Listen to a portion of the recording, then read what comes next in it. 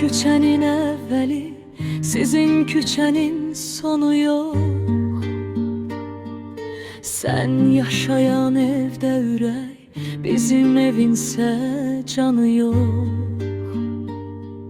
Evinizin kördu gözü, seçmir eğrinini düzünü. Hayat yaşamak yerine alır elinden gözünü.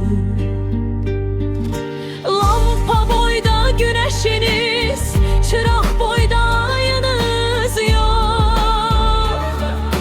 Dört divardır sizin vətən, dörtten artık sayınız yok. Şifrelenmiş ölümlerin açılmaz bir de seheri. Ölümden geri gayıdır, aktarır ölüm şehri. Dünya kucağına alıp laylayı çalmak istemir. Yetim kalan arzuların anası olmak istemir. Bizim seherin evveli, sizin seherin sonu yok. Sen isteyen yerde vətən, ben isteyen yer hanı yok. Alba boyda güneşiniz, çırak boyda ayınız yok. Dört divardır sizin vətən, dörtten artık sayınız yok.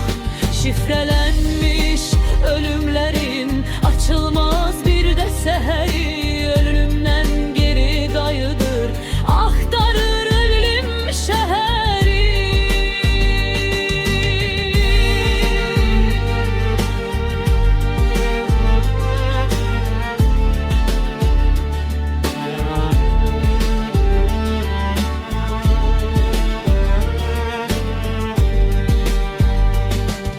Lampa boyda güneşiniz, çırak boyda ayınız yok.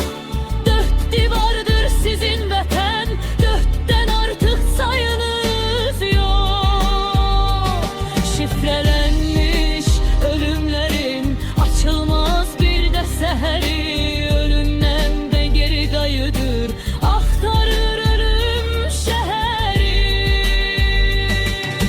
Dünya kucağına alır, laylayı çalmak istenir. Yetim kalan arzuların anası olmak istemir. Bizim seherin evveli, sizin seherin sonu yok. Sen isteyen yerde vətən, ben isteyen yer hanı yok.